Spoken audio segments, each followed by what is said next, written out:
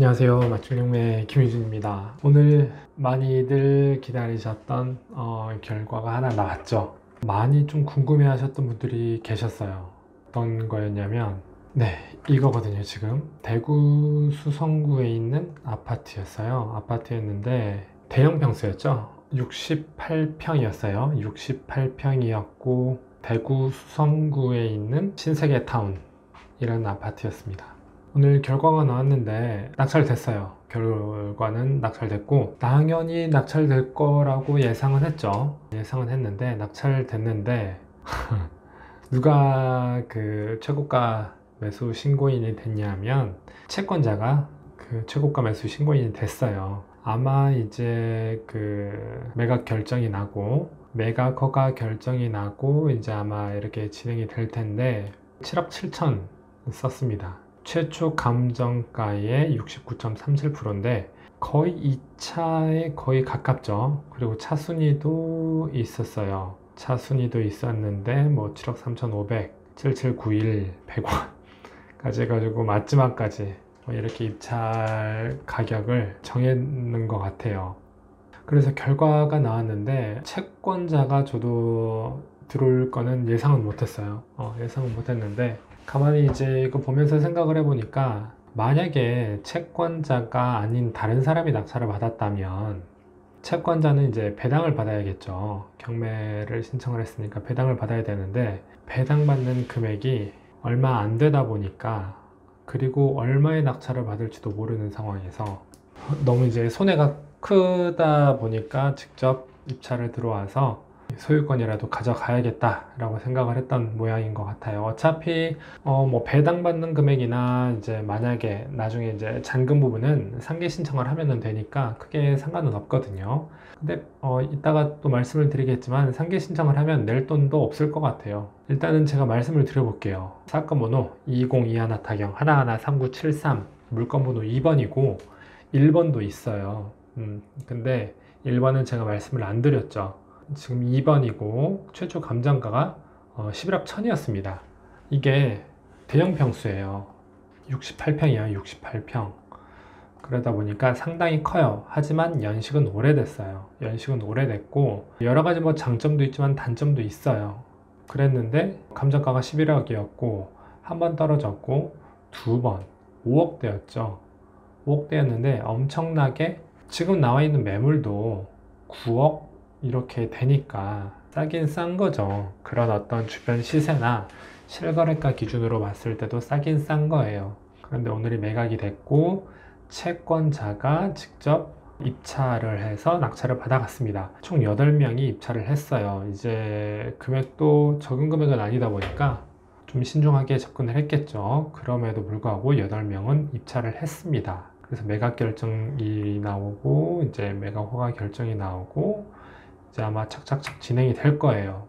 그래서 지금 7억 7천에 최고가 매수 신고가 이루어졌고 경매 비용이 빼지고 나머지 금액에서 순서대로 배당이 되는데 이제 당해세 구청에서 이제 세금을 먼저 압류된 거를 빼가겠죠. 하지만 구청 같은 경우는 크진 않아요. 금액이. 그래서 아마 이 정도 금액을 만약 이것보다는 좀 적겠죠. 낙찰받는 금액이 당연히 여기서 먼저 빼가니까 그래서 배당을 받을 겁니다. 그래서 지금 물건 번호 1번, 2번 합쳐서 채권액의 합이 16억 9,070만 원인데 이거는 당연히 채권 최고액이죠. 채권 최고액이고 통상적으로 이제 120에서 130%를 잡죠. 저당에 120에서 130%를 이제 채권 최고액으로 잡아요. 이걸 역으로 계산을 하면은 뭐 이제 몇이 되겠습니다만 거기서 이제 배당을 받는데 지금 이 사람들이 직접 입찰을 참여했고 이 사람들이 최고가 매수 신고인이 됐죠. 그러면 7억 7천에서 본인들이 받아야 될 배당금 이걸 안 받고 나머지 차익분에 대해서만 내면은 된다라는 건데 낼 돈도 없을 것 같아요. 대충 보니까. 그래서 이렇게 정리가 되는 거고 또 아까 말씀드렸던 물건 번호 1번 같은 경우도 지금 이분들이 똑같이 채권자가 낙찰을 받았어요. 이것도 거의 얼추 비슷하네요. 6억 6천 아마 다 생각을 하고 있었던 모양인 것 같아요. 그래서 들어갔고, 이것도 마찬가지로 이제 배당을 보면은 여기는 아까 물건번호 2번이랑은 조금 다르죠. 임차인이 있습니다. 5천에 150 소액 임차인이어서 배당을 받아요. 배당을 받는데 다는 못 받습니다.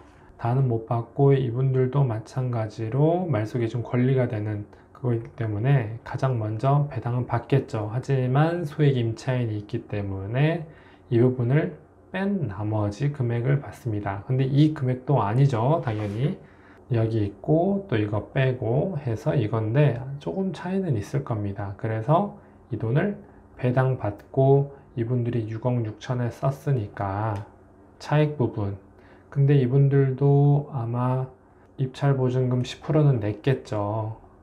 얼마의 시작이었습니까 이게? 뭐 한 4,700만 원은 냈겠죠. 4,700만 원은 냈을 테니까 이거에서 이 정도 배당 받고 나머지 부분 뭐 4,700 냈으니까 뭐 플러스 마이너스 해가지고 정리가 될 거예요. 그러면은 네 그냥 끝나는 거예요.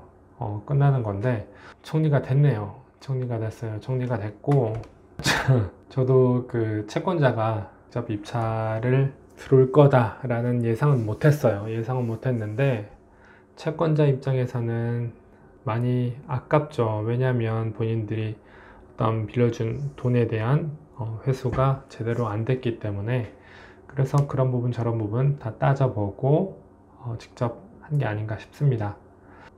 그 영상에 댓글을 정말 많이 남겨주셨어요. 남겨주셨는데 뭐 다양한 의견들이 많으시더라고요. 다양한 의견들이 많고 뭐 가장 최근에 올라온 댓글이 이제 제자리를 찾아간다. 뭐 아파트 값이 제자리를 찾아간다 라는 말씀도 있고 또 다른 분들은 뭐 당연히 낙찰된다.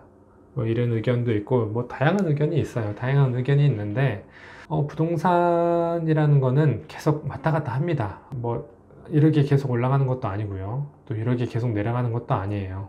올라갔다가 내려갔다, 올라갔다 내려갔다 이렇게 하는 거기 때문에 그런 부분을 다 감안해서 판단을 하시면 되는 거예요.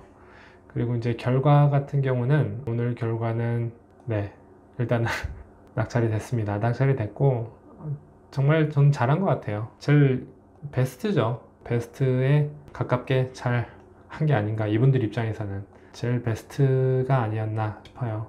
만약에 이분들이 아니고 누군가가 개인이 뭐 7억 8천 뭐 이렇게 써가지고 됐다라고 한다면 이분들의 입장에서는 그래도 다만 지금도 손해긴 손해예요. 어차피 상계 신청을 한다 하더라도 여기 그 신협에서 빌려준 돈에 비해서 다 회수는 못 하는 겁니다. 하지만 이분들도 뭐 다른 어떤 플랜이 있겠죠. 그런 부분을 감안한다면 가장 좀 잘 된 게 아닌가 싶은 생각도 들어요. 네, 그렇게 돼서 잘 결과가 마무리가 됐습니다. 네, 여기까지 말씀을 드리고요. 관련돼서 또 뭐 궁금하신 거나 아니면 또 다른 어떤 영상을 가지고 또 한번 말씀을 드리겠습니다. 감사합니다.